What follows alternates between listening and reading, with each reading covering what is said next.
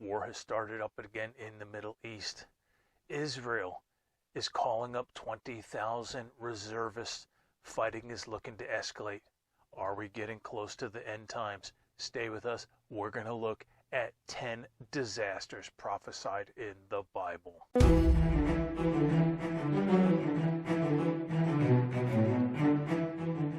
All right, folks, we're going to talk about 10 disasters prophesied in the Bible for the greatest SHTF of all times. Before we do that, please give me a like. Please give me that thumbs up. Subscribe. Share this with a friend. You'd really be helping us out. Let's get this information out. Help others understand the need for preparedness and what to prepare for. Also, if you're one of those people that thinks as a Christian you're going to miss these disasters prophesied in the Bible, I encourage you to get my book. You can get it at our website. The link is down below. The Church Under Siege, where I lay out scripture by scripture by scripture why the church will be going through the tribulation. And if you think you're going to miss it, you could be in for a bad surprise. Find that out. Also, if you're interested in a detailed analysis of end times prophecy, we have got on our Patreon site a series. We've got one video here that we start off, and I'm going to have a link to that at the end of this video, but we carry that series on the Patreon site. So join us on Patreon and get a deeper understanding. All right, let's jump into this 10 disasters that the Bible prophesies, and we know the Bible has got a really good track record when it comes to these things. So 10 disasters. And some of these kind of overlap. Some of these overlap. So I'm going to give you guys the biblical references so that you can look that up. But I'm going to go through and identify 10 of these. And the first one, 2 separate die-offs. All right, think about what this means for us that are preparedness-minded people. 2 separate die-offs. The first one, the Bible talks about a quarter of the world's population, and then there's the second one. Sometimes people confuse them and they think they're the same thing. They're not the same. The second is another third of the population. So if you take a quarter first and then you take another third, that equals half the population. Let me go ahead and give you that passage. Give me just a moment here. So we are talking Revelation chapter 6. And this is talking about the 4 horsemen. We have all heard about the 4 horsemen. They make movies about these.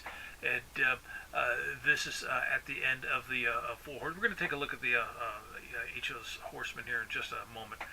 This is, and power was given to them over the fourth of the earth to kill with sword, with hunger, with death, and by the beast of the earth. And then later on, Revelation 9, chapter 15. So the 4 angels, this is a different event now. The 4 angels who had been prepared for the hour and day and month and year were released to kill a third of mankind. So prophesied 1/4 and then 1/3. Now here's the thing. I've actually had people challenge me on this. And the challenge was this: not in the numbers, but would this be a uniform die-off all across the planet? And there's nothing that says it will. And I know this one particular person who challenged me, their mind thought, because they couldn't really get into this preparedness, they couldn't put their mind around a disaster like this at this scope that would impact them. So their thought was that maybe it would hit the third world country, and those of us in the West, we would be preserved. Well, I want to give you guys something to think about. There was a government study that all of us, us preparedness-minded people are very much aware of this. Talks about an EMP. I think it's an EMP. It says in the first year there'll be 90% dead in the United States. So it is very much possible that this would be uneven, but it's also just as much possible that this uneven die-off would hit the West harder than it would hit the third world and developing countries. So it's still, by any stretch of the imagination, very, very significant. All right, 2 separate die-offs. In fact, there is a book, 1 second after, I think it is, that talks about just the normal process of how these disasters work, where there's a couple of 2 separate die-offs. So not something that is, the concept is not something that is foreign to those of us who are preparedness minded. But the Bible calls for 2 separate die-offs. That's number one. Number two, and this actually, for that first die-off, this first one is the factors that lead to the die-off: famines, wars, and plagues. And that's that's the horsemen. And I'm not going to go ahead and read through the whole passage. You can find that Revelation chapter 6, starting at verse 2 and down through 8. So Revelation chapter 6, if you want to read the 4 horsemen. But basically, this describes a period of war and famine and plagues. Now, are they separate? Are they tied together? We look at history of wars, and we see that wars will bring plagues and bring famines. So it could be that there's a war, and the side effects of the war are famines and plagues. But anyway, as preparedness-minded people, these are big things we need to protect ourselves for, things that we need to prepare for. And I know everyone talks about food, and before the COVID, not that many people talked about plagues, but we do need to prepare for plagues and biohazards and things like that. So number 2, famines, wars, and plagues. All right, the third one. This one does have some room for interpretation. So on my notes, I've got question marks here. So big. Now, there's going to be a big, huge earthquake or several of those. That's really clear. But let's talk about things that cause that. All right, so earthquakes, meteors, nukes. That is the third thing. I am going to read this because the language here, like I said, it leaves a little room for wiggle room for interpretation. And this is John writing. And I looked, and he opened the 6th seal, and behold, there was a great earthquake, and the sun became black as sackcloth of hair. The moon became like blood, and the stars of heaven fell to the earth, as a fig tree drops its late figs, shaken by a mighty wind. Then the sky receded as a scroll. I think of the videos of nuclear bombs when I see that. It's not necessarily the case, but that's what I think of. And the sky receded like a scroll when it is rolled up, and every mountain and island was moved out of its place, and the kings of the earth, and great men and rich men, the commanders, mighty men, every slave, every free man, hid themselves in the caves, in the mountains of the rocks, and said to the mountains and rocks, fall on us, hide us from the face of him who is to come. So, what we see here is big earthquakes. We see things, it says stars from falling to there's things falling from the sky to the earth. Could be a meteor shower, a really huge one. Could be nuclear missiles falling. That would look like a star. So I'm not going to peg for sure that's what that is, but it's very interesting when we read that language in our modern understanding. That imagery very well could refer to nukes, and yes, people hiding in the caves to protect from fallout and all that. Yeah, absolutely. That is something that we should keep in our mind as preparedness-minded people, whether it's meteors, whether it is nukes, big potential disaster. And all right, next one. This really gets to those of us who, people like me, really rely on homesteading and being able to produce my own food. The fourth item here, 1/3 of the trees and grass are burned up. All right, and grass, does that include wheat and all that? It could be, but 1/3 of the grass. So that's basically what the passage says, Revelation chapter 8, verse 7. And 1/3 of the trees are burned up, and I said 1/3 of the grass. All green grass was burned up. I mean, think about our preparedness efforts, and you graze livestock out there. Now there's no grass. This is going to be a disaster that's going to lead to more hunger, more starvation. So this is big. This is big, and could impact our ability to survive. The next one, same basic passage. But I separated this one because I've heard of a number of people. I'm just going to get on a boat and float around, and I will survive everything that way. The next one, 1/3 of the sea turned to blood, 1/3 of the sea creatures killed, 1/3 of the ships destroyed. And there's actually a prophecy that shows where all the sea creatures end up dying, but I didn't cover that in this video here. So a third of the sea creatures, and that's basically what it says. This is still Revelation chapter 8, verse 8. And a third of the sea became blood, a third of the living creatures in the sea died, a third of the ships were destroyed. So that's pretty significant impact in the seas. What could cause that? From my perspective, it really doesn't matter what could cause it. It's good speculation. I believe that the Bible is just rock solid true, and if it says that that's going to happen, it's going to happen. And yes, there's wiggle room in identifying what could cause that. Could that be nukes on a bunch of ports? And I don't know. I don't know. But certainly something to think about. How many people on this planet rely on fish from the sea to live? I would say probably a significant proportion. All right, well, we're not done. We're not done with those type of disasters. This is disaster number 6. All right, disaster number 6, a third of the drinking water made bitter. All right. It says, and then the third angel sounded, a great star fell from heaven, burning like a torch, fell on a third of the rivers and on the springs. We're talking drinking water here, drinking water. The name of the star is wormwood. A third of the waters became wormwood, and men died from the water because it was made bitter.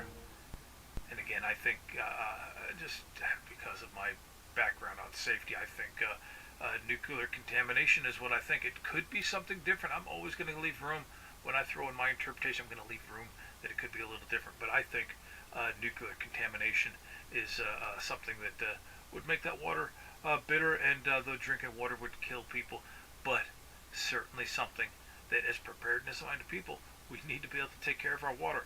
We need to be able to filter and clear and process water to make sure that we have got good drinking water.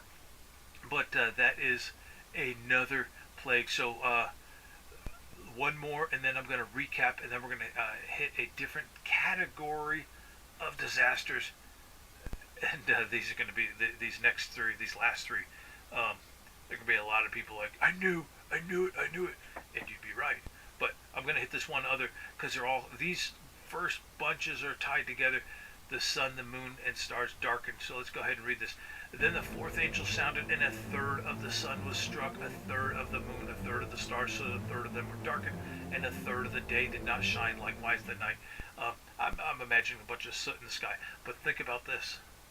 Your system depends on solar power, and you lose a third of the sun. Not good. Not good. You got crops in the field, and now the sun's not shining. Not good. Okay, so that is a huge, huge disaster. Let me recap these. So we got a couple of different die-offs, and the rest of these tie into these two different die-offs. But these die-offs combined are going to kill a half of the world's population. They include famines, war, plagues, earthquakes, could be from meteors, and nukes could be involved with it. These are going to lead to a third of the trees being burned up, a third of the sea being turned to blood, a third of the sea creatures killed, a third of the ships being destroyed, drinking water, a third of it made undrinkable, and then the light from the sun being diminished by a third. So these are pretty significant disasters. These are all these are all natural type disasters, and natural disasters do impact us could impact us as preparedness-minded people. So if we are here, and like I said, I've got a video that talks about the signs. And there's so many people with opinions, but I've got a video that is linked at the end where I will explain what to look for, why to look for certain things as far as signs that we are entering this. I've met people who say we're already in this period of time. We are not in this period of time. If you think that we're in the worst time ever, you've got no understanding of history. We are in no way in the worst time ever. Trust me, things could get a whole lot worse. Things have been a whole lot worse. All right, but I do have that video at the end of this. We got 3 more things coming, 3 more, so hang with me. 3 more things. But I do have that video that'll explain the signs that we're going to enter these times. All right, the next three. So the next three, we're entering to a different type of disaster. The next one, this is item number 8, global government. All right, and the global government, this again, I'm not going to read like the entire passage, but the head of this global government is going to be the Antichrist, the devil incarnate. This guy is not a good guy. All right, and short passage. And authority. This is Revelation 13, verse 7. And authority was given to him over every tribe, tongue, and nation. That's a global government. One guy was appointed to lead the entire earth. Every tribe, every tongue, every nation. Okay, this is going to go in a bad direction very quick. So one of the things this person does is they implement, and we're going to see this is used for control. This is a big control mechanism, but global currency. That's number 9, global currency, and Revelation 13. And this is a famous passage. We all know this passage or parts of it. All right. He causes all, both great and small, rich and poor, free and slave, to receive a mark on the right hand or on their forehead, and that no one may buy or sell except he who has the mark or the name of the beast or the number of his name, and that number they say is 666. So here's the thing. You can't buy or sell without this mark, and I call it a currency because if you can't buy or sell without it, that's close enough to a currency. Could it be a social credit? It could be a bunch of things, but it's tied to buying and selling, very clearly tied to buying and selling. So we're going to call this a global currency. And notice, I want you guys to notice.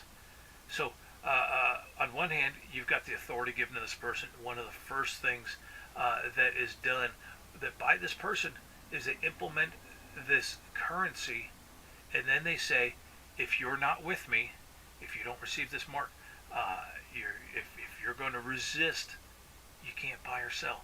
And there's actually another verse that I didn't include here, but the other verse says, anyone who gets this mark is going to share in the punishment of the Antichrist, in the punishment of this leader. So it's very clear. You get the mark, you're teaming up with Satan. If you don't get the mark, you are resisting Satan. So very, very clear dichotomy here. There is no middle ground when it comes to this currency. You either get it or you get it and join Satan. You don't get it and you are resisting Satan and you are joining with Jesus Christ. So everyone's going to have to make a choice.